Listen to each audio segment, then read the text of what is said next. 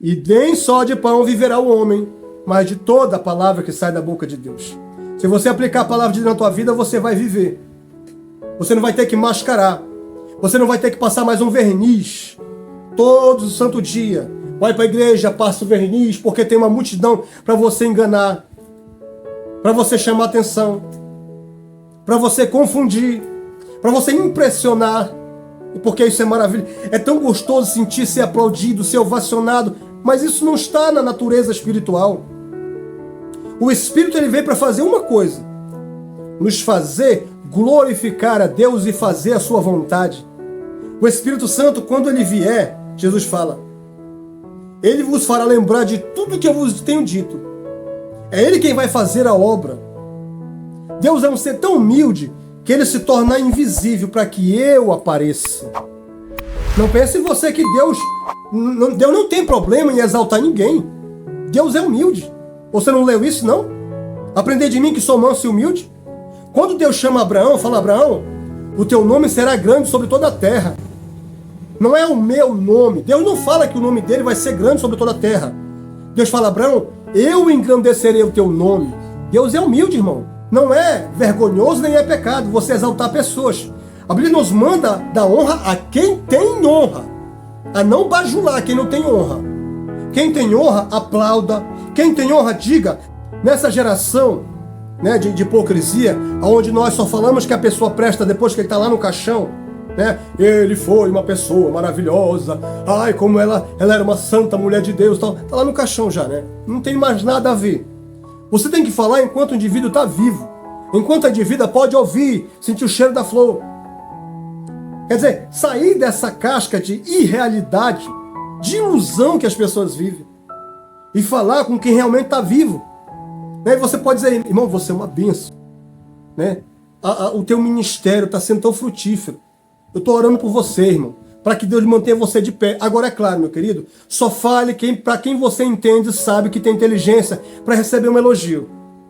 Porque uma pessoa menino, uma pessoa com um comportamento jovial, comportamento que eu falo, questão psicológica, emocional, uma pessoa que não tem inteligência para receber aplausos, para ser ovacionado, para ser aplaudido, para ser abençoado com uma palavra de reconhecimento, não faça isso. Não faça isso, pelo amor de Deus. Não mata o indivíduo, não. Ore por ele, as ocultas, Ele tem um ministério tremendo de cura, de libertação, de pregação, de intercessão. Ele canta maravilhosamente, ela louva e ele toca com graça. Não elogie. Peça para Deus tratar dele lá na escola do discipulado, lá na escola do Espírito Santo, puxar, levar para a escola do deserto, sabe? Para ser tentado, para ser pisado, para ser amassado. Quando você vê e você olhar e perceber que na vida dele se cumpre aquilo que Paulo fala em 1 Coríntios, capítulo 13, quando eu era menino, eu pensava como menino, eu agia como menino, eu raciocinava como menino, mas quando eu cheguei a ser grande, eu desisti. Eu abri mão das coisas de menino. O negócio agora é ser homem. É tomar atitude de homem. É não ficar de nhenhenhen, de blá blá blá, de oba oba, de mimimi, de ficar bajulando, de ficar... Nós somos chamados para ser autênticos. Eu não concordo com isso, porque não é bíblico, meu chapa. Eu não concordo com isso, minha irmã. É você ser autêntico. Uma fé baseada na palavra. A minha fé não tem que estar baseada no que eu acho, no que eu penso. A minha fé tem que estar baseada na palavra, em cima da palavra. Baseado, sem um lado, sem o outro, nem para a direita, nem para a esquerda, na palavra, olhando só para Cristo. Não é olhando para o missionário X, não é olhando para o pastor fulano de tal, não é olhando para a pregadora X, não, é para Cristo. O nosso modelo não é A, nem B, nem C. Nós usamos. Humanamente falando, nós usamos para começar o nosso ministério. Nós usamos pessoas como referência. Nós temos essa necessidade de nos espelhar em alguém, corpo físico. Ninguém está vendo Jesus agora. Se nós pudéssemos ver, abrir o nosso YouTube, e ver como é que está ele lá em Israel, e ver como é que é ele tomando café, ver como é que é ele com os irmãos dele, congregando, cantando louvores, pregando. Nós teríamos um modelo vivo a quem se basear, uma referência viva, mas nós não temos Jesus aqui em corpo físico. Nós temos quem? Os líderes, os cantores, os pregadores, os homens e mulheres de Deus que ministram graciosamente. Então, para nós começarmos, nós usamos essas pessoas. Nós vemos Deus na vida dessas pessoas e nós começamos. Mas uma coisa que já é pregada há muitos anos, há décadas, ninguém foi chamado para viver imitando ninguém. Você usa a imitação de alguém para começar. Eu comecei, por exemplo, pregando nos ônibus em Manaus, depois de ver uma pregação do pastor Marcos Feliciano. Eu me lembro na época, um DVD de pregação do pastor Marcos Feliciano, que hoje é um grande deputado, e eu comecei a assistir seus vídeos, aquilo me impactou. Eu era músico, eu queria ser cantor, eu queria cantar como o Ministério 4x1, como David Keelan, como vários outros cantores gospel da minha época. Mas quando eu vi a pregação do pastor Marco Feliciano, e quando eu tive contato com uma jovem no ônibus, eu me lembro que eu estava no Coroado, um bairro onde eu cresci, um bairro onde eu usei muitas drogas, e em uma certa noite eu fui para a Igreja Pentecostal Unida do Brasil. Era a igreja do pastor Paulo, homem de Deus. E ali naquela congregação, eu me lembro, ainda estavam vivos o Evandro, né, o meu amigo Evandro, que Deus o tenha, vulgo Pia, né, todos conhecem ali em Manaus. E eu me lembro que eu falava: Pia, vamos para a igreja hoje. O lugar onde um dia eu fui usuário de drogas com pessoas, Deus me fez voltar lá para pregar para aquelas pessoas. E o Pia dizia: eu tô querendo, mas alguma coisa me segura. Eu disse: vamos, Pia, vamos hoje. Evandro, Deus tem uma chamada na tua vida. Vamos adorar Deus. Tu já bebeu essa semana, tu já se drogou, tu já fez o que tu podia fazer. Vamos tirar o domingo para glorificar o nome do Senhor. E ele ia comigo.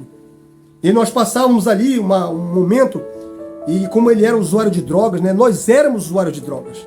Os dedos do Evandro eram todos amarelos, né, amarelos de muita droga, né, maconha, né, a pasta básica. Nós usávamos constantemente ali, e o Pia começava, né, a raspar os dedos no asfalto. Ele começava a raspar os dedos no asfalto, e ele dizia assim: Darcio, já está bom? Ainda tem alguma coisa? E eu dizia: ainda tem um pouco nesse dedo. E ele raspava. E quando comia, gastava seus dedos, saía aquela mancha da droga, que o dedo fica todo amarelado. E nós íamos para a igreja.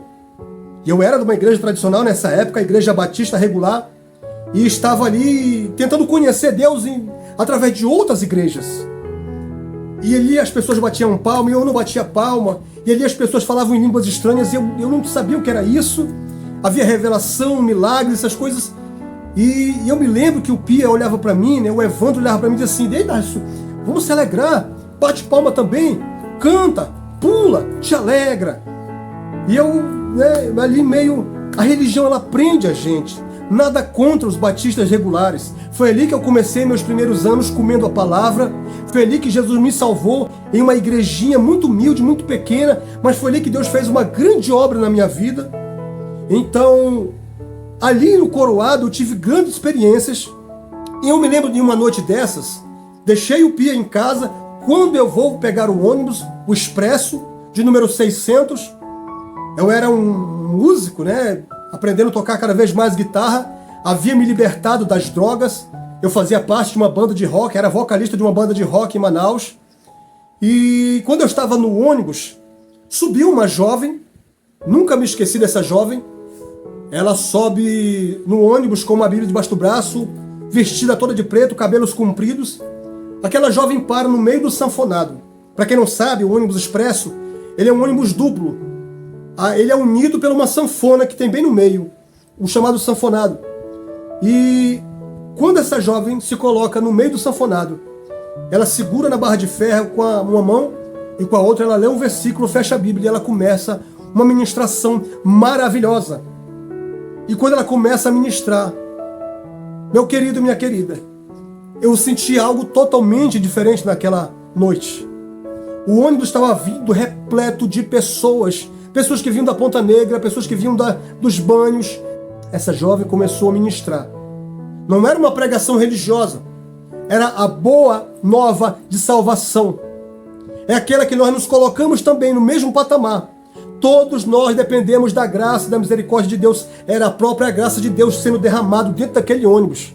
Porque aonde um crente, uma mulher de Deus, um homem de Deus está, o lugar vira um culto. Pode ser dentro de uma cadeia, pode ser dentro de uma penitenciária, pode ser aí no teu leito de enfermidade. Se você começar a clamar pelo Emanuel, pelo grande eu sou, ele vai aí com você, vai tornar o teu leito um pedacinho do céu e vai acontecer um culto. Milagres, sinais e maravilhas podem acontecer aí aonde você estiver. Creia nisso. Tudo é possível ao que crê. Meu querido, naquela noite, aquele ônibus, algo encheu aquele lugar. Eu falei, o que é isso? Eu comecei a sentir o meu corpo rupiando. Eu comecei a sentir um calafrio no meu corpo. A glória de Deus invadiu aquele ônibus. Eu fiquei travado.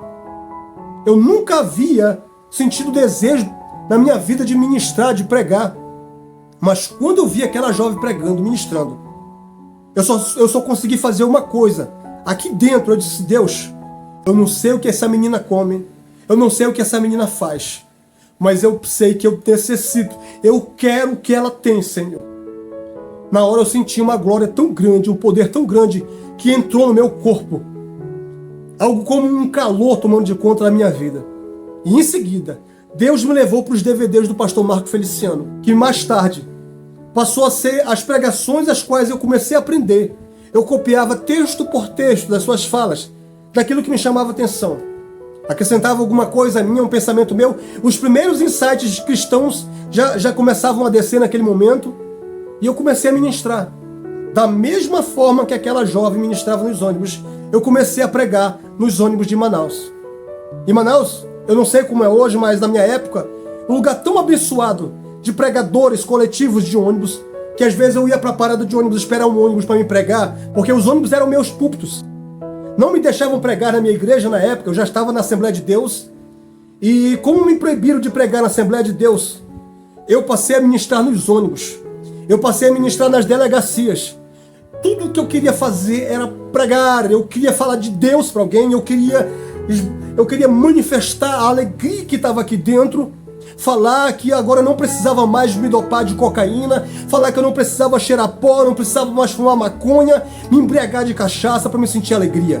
Que agora eu havia experimentado o maná do céu, que agora eu estava sentindo um poder que eu não conhecia. Que poder é esse? Poder que vem da boca de Deus, da palavra de Deus. E é isso que dá vida para o ser humano. Ei, nem só de pão vive o homem, mas de toda a palavra que sai da boca de Deus. Eu quero orar pela tua vida. Eu quero dizer que não foi Deus quem machucou você. Eu tenho conversado com muitos cristãos, pessoas desviadas, pessoas desigrejadas. E a fala é a mesma. Pessoas ressentidas com pessoas de dentro da igreja. Obreiros, obreiras, líderes, pastores, pregadores. Pessoas que cresceram demais, se esqueceram do que são. Se esqueceram que nós estamos no mesmo patamar. E se esqueceram que esse aí, que foi humilhado, que foi esbofeteado, se esqueceram que essa pessoa também faz parte da noiva do Cordeiro. Não esqueça você daquilo que Paulo fala a Timóteo. Timóteo, não consagra novo crente, não consagra noviço, não consagra neófito, para que ele não se ensoberbeça e caia na condenação do diabo. Sabe por que o diabo foi sentenciado ao lago de fogo e enxofre? Porque ele se exaltou. Sabe por que ele perdeu o cargo dele? E que cargo, meu querido? Sabe por que ele perdeu o patamar altíssimo que ele recebeu? Porque ele se exaltou. Se nós conseguirmos carregar a unção de Deus na nossa vida e nos mantermos na humildade, Deus vai continuar apostando as fichas dele na nossa vida. Mas se nós permitirmos que o comichão da soberba, da exaltação, nos morda e venha nos fazer usar os nossos talentos espirituais para humilhar esse que está à minha direita ou à minha esquerda, Deus vai retirar. Deus vai permitir que o chão saia debaixo dos nossos pés. Porque Deus não vai querer perder a nossa alma, mas Ele vai nos fazer perder muita coisa. Deus é o que enriquece e o que empobrece, viu? Não esquece isso não. Deus é o que dá vida e também tira. É o mesmo Deus de ontem, é o Deus de hoje, é o Deus de amanhã. Ele não mudou. Então, nem só de pão vive o homem. Continua se alimentando da palavra para te não se esquecer da tua essência. De onde você começou, crente. Porque a Bíblia fala que nos últimos dias vai ser tempos difíceis. Porque os homens serão arrogantes, blasfemos, soberbos, exaltados, orgulhosos, mais amantes dos prazeres da vida do que amantes de Deus, blasfemos, ingratos, rebeldes, sem amor para com o próximo. Está falando de pessoas extremamente narcisistas. Cuidado para que esse não esteja dentro do púlpito das igrejas. Cuidado para que esse não seja eu e você. Quem está de pé, olhe para que não caia. Não pense você, meu querido e minha querida, que pelo fato de você estar há 1 milhão de anos na igreja, com um cargo, com uma função, você não pode ter a sua salvação perdida. Não caia nessa mentira. Quando Paulo fala, Timóteo, não consagra novo crente. Por quê? Ele é crente. Ele foi salvo? Foi. Mas ele ainda é novo convertido. Mas ele é um novo salvo ainda, ele está no começo. Ele ainda está no processo de salvação. Ele ainda está continuando. A salvação, ela acontece aqui e agora. A salvação, ela acontece no passar dos anos. E a salvação, ela acontece eternamente. Pela graça sois salvos. Desenvolvei a vossa salvação com temor e tremor. É um desenvolvimento. Eu vou confirmando que eu estou sendo salvo, que eu fui salvo pela graça de Cristo. O fruto do Espírito Santo vai se manifestando durante os anos a fio, que eu estou fazendo parte, que eu estou me alimentando desse maná. Quando Paulo fala a Timóteo, não consagra novo convertido. Quem é o novo convertido? Alguém que foi salvo. Alguém que recebeu a fé salvífica. É ou não é? Claro. O novo convertido é alguém que recebeu a Cristo como Salvador. Mas é alguém que ainda pode pegar aquela joia preciosa e jogar fora. Como? Se ensoberbecendo, se envaidecendo, se exaltando, tendo o mesmo sentimento que houve no coração do diabo. O sentimento no coração de Cristo é o mesmo sentimento que deve estar no coração do crente, no dia que ele aceitou, até o dia que ele vai ser chamado para a eternidade. Qual o sentimento? Filipenses 2. Que haja em vós o mesmo sentimento que também houve em Cristo Jesus, que sendo como Deus, não teve por usurpação ser igual a Deus, antes se esvaziou. Ele abriu mão da sua glória. Você está entendendo o que significa imitar a Deus? Não é querer ser o poderoso, não é querer ser o exaltado.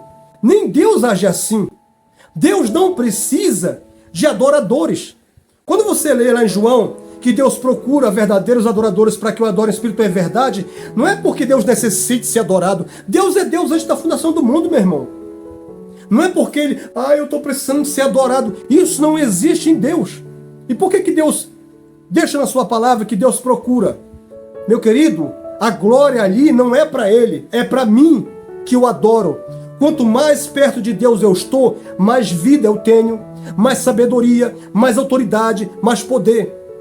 Deus procura pessoas para Ele exaltar, para Ele abençoar, para Ele encher com o seu Espírito. Se nós que somos maus sabemos dar boas coisas aos nossos filhos, quanto mais o vosso Pai Celestial dará boas coisas a quem lhe pedirem. Aquele que nem mesmo poupou o seu próprio filho, antes por todos nós o entregou, como não nos dará também com Ele graciosamente todas as coisas? Deus nos procura para nos abençoar. A gente foge porque a gente é carnal, porque a gente não entende o plano e os mistérios de Deus. Porque a gente tem preguiça de orar. Porque a gente tem preguiça de crer, de se entregar. Porque a gente tem preguiça de entregar toda a nossa casa, todo o nosso ser. Pega só o banheiro, Senhor. A sala de estar fica comigo. Eu administro a sala de estar. Vai se arrebentar. Nós não temos visão. Nós somos míopes. Deus é quem enxerga teu futuro. E eu te digo nesse momento, entrega o teu futuro a Ele. Confia tudo nele. Se deu tudo errado na tua vida, a culpa não foi dele, foi tua. Ele te ofereceu um caminho melhor. Você escolheu o caminho pior. E agora está sofrendo aí, lambendo as feridas. Volta. Se está vivo, é porque ainda tem oportunidade. E Deus está te dando uma nova oportunidade. Deus é o Deus das novas oportunidades. E a misericórdia dele é a causa de não sermos consumidos. Então, entrega o teu caminho a Ele, confia e tudo mais Ele fará. Faz isso. Começa a praticar isso. E não liga para quem vai falar. o problema que você cometeu no passado, o erro. Deus não é coveiro para escavacar a sepultura dos teus ossos, a tua podridão. Quem faz isso é gente carnal, é o diabo. Confia somente no teu Cristo. Deixa as pessoas falarem. Tapa os ouvidos, tapa os olhos. Olha somente para Cristo, autor e consumador da tua fé. Ei, nem só de pão viverá o homem, mas de toda a palavra que sai da boca de Deus. Pai, em nome de Jesus, visita essa pessoa, Pai, que está nesse momento me ouvindo, através desse vídeo, através desse aparelho celular, desse tablet, através desse notebook. Pai querido, aonde essa pessoa estiver, meu papai, visita ela com o poder da tua glória, visita ela com a tua essência, com a tua presença, com o teu Santo Espírito.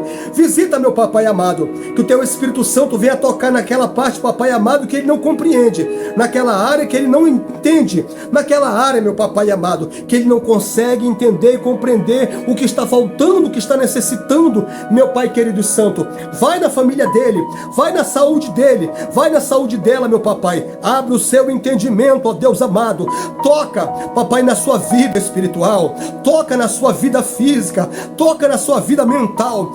Toda obra contrária contra a vida dele e contra a vida dela seja quebrado, anulado. Eu repreendo em nome de Jesus toda obra, todo mal, toda palavra de maldição, coisa feita, coisa mandada, coisa enviada, em nome de Jesus seja quebrado, seja repreendido, em nome de Jesus. Todo mal na tua casa, na tua vida conjugal, nos teus filhos. Ei, debruça na palavra de Deus. Nem só de pão nós viveremos, ó Pai, nessa terra. Nem só de pão, mas sim de toda a palavra. Eu preciso muito mais da palavra que me traz vida física do que do pão, do feijão, do alimento. Pai amado, que essa palavra, que esta palavra viva encontre esse homem nesta penitenciária, neste leito de UTI, nesta casa, nesta pessoa que está enferma, aonde ele estiver, no seu escritório, no seu trabalho,